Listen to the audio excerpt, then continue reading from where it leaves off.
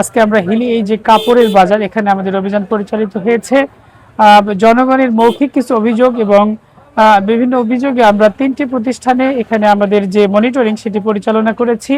আমাদের মনিটরিং উঠে এসেছে যে তারা ইন্ডিয়ান কাপড় বলে কিন্তু বাংলাদেশি কাপড়গুলোই বিক্রি করছে এবং এ সকল কাপড় বিক্রয়ের কোনো যথাযথ রসিদ তারা সংরক্ষণ করে নাই এবং তারা বিক্রয়ের রসিদও দিচ্ছেন না। আমরা এই সমস্ত অপরাধে এখানে 3টি প্রতিষ্ঠানকে কাপড়ের 3টি প্রতিষ্ঠানকে 30,000 টাকা জরিমানা করেছি।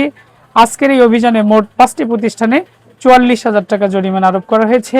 জনস্বার্থে আমাদের এই অভিযান অব্যাহত থাকবে। জাতীয় ভোক্তা অধিকার সংরক্ষণ অধিদপ্তরের মহাপরিচালক স্যারের নির্দেশনা অনুযায়ী আজকের যুক্তরাষ্ট্রের 1 নম্বর জিম চেইন গোল্ডস জিম এখন আবারও বাংলাদেশে বসুন্ধরা আবাসিক এলাকা ও বসুন্ধরা সিটি শপিং মলে।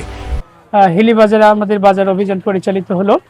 আমরা শুরুতেই 2টি বেকারিতে আমাদের অভিযান পরিচালিত হয়। সেখানে আমরা অস্বাস্থ্যকর পরিবেশ, ইন্ডাস্ট্রিয়াল সল্ট এবং যে অ্যামোনিয়াম সালফেট ব্যবহার করে যে খাদ্য প্রস্তুত করা হচ্ছে সেই অপরাধে 2টি প্রতিষ্ঠান 2টি বেকারিকে আমরা একটিকে 8,000 একটিকে 6,000 অর্থাৎ 14,000 টাকা 2টি বেকারিকে জরিমানা করেছি।